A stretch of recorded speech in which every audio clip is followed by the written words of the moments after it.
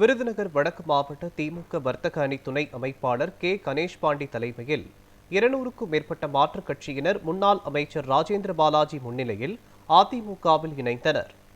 விருதுநகர் மாவட்டம் சிவகாசி தனியார் மண்டபத்தில் மாற்றுக் கட்சியினர் அதிமுகவில் இணையும் நிகழ்ச்சி நடைபெற்றது. இதில் விருதுநகர் வடக்கு மாவட்ட திமுக வர்த்தக அணி துணை அமைப்பாளர் கே கணேஷ் பாண்டி தலைமையில் சிவகாசி நேரு காலனி, விவேகானந்தர் காலனி, சேனையாபுரம் காலனி உள்ளிட்ட பகுதிகளைச் சேர்ந்த மாற்றுக் கட்சியினர் சுமார் 200க்கும் மேற்பட்டோர் முன்னாள் அமைச்சரும் விருதுநகர் மேற்கு மாவட்ட செயலாளருமான ராஜேந்திர பாலாஜி முன்னிலையில் அதிமுகவில் இணைந்தனர்.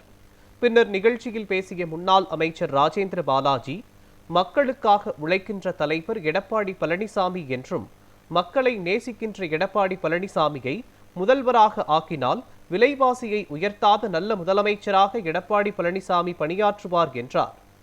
தொடர்ந்து பேசிய அவர், விஷம் போல் ஏறி இருக்கின்ற விலைவாசியை குறைக்க வேண்டும் என்று சொன்னால், நல்ல ஒரு சமூக எண்ணத்தோடு உழைக்கக்கூடிய ஏழை எளிய மக்களின் நாடி துடிப்பை அறிந்து வைத்திருக்கின்ற ஒரு விவசாயி, சிலுவம்பாளையத்து சிங்கம் எடப்பாடி பழனிசாமி அவர்கள் முதலமைச்சராக வர வேண்டும் என்றார். திமுக ஆட்சியில் சிறுவர்கள் எல்லாம் மதுவிற்கு அடிமையாக இருக்கின்றன காட்சிகளை பார்த்து கொண்டிருக்கிறோம் என்றவர், எடப்பாடியாரை முதலமைச்சராக ஆக்குங்கள், உங்களுக்கு தேவையான நல்ல திட்டங்களை எல்லாம் கொண்டு வருவோம் என்றார். 1000 ரூபாய் கொடுக்கின்றோம் என்று சொல்லி இளைஞர்களை எல்லாம் மதுவிற்கு அடிமையாக்குகின்ற அரசாங்கம்தான் திமுக அரசாங்கம் உள்ளது என்று அவர் குற்றம் சாட்டினார்.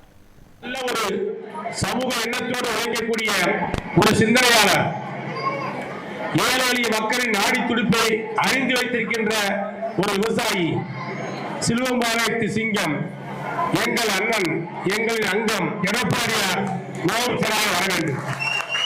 முதலமைச்சராக நீண்ட காலத்தில் புரட்சித் அம்மாவும், அம்மாவுக்கு பின் எடப்பாடி இருந்த 10 ஆண்டு காலத்தில் தமிழகத்திலே இது போன்ற மது விற்பனைகள், சிறுவ படிக்கின்ற மாணவர்களெல்லாம் இன்றைக்கு மதுவுக்கு அடிமையாகின்ற காட்சியை பார்த்துக் கொண்டிருக்கின்றோம்.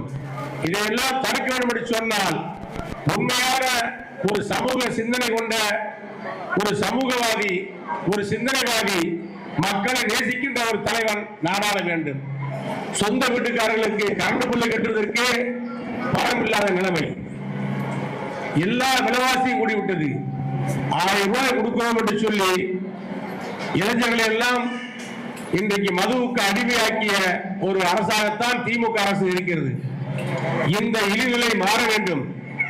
எல்லோருக்கும் எல்லாம் சமமாக கிடைக்க வேண்டும். புரட்சித் தலைவர் அம்மாவுடைய காலத்திலே எப்படி ஏழை எளிய மக்களுக்காக அற்புதமான திட்டங்கள் தீட்டினார்.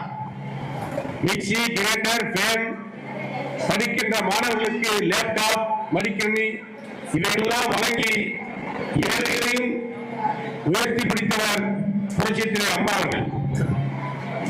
அம்மாவுடைய மறைவுக்கு பின்பு புரட்சித் தலைவர் எடப்பாடியார் அம்மா கொண்டு வந்த திட்டங்களை எல்லாம் சிறப்பாக செயல்படுத்தி நல்ல முதலமைச்சர், சிறப்பான முதலமைச்சர் என்ற பெருமையை பெற்றார்.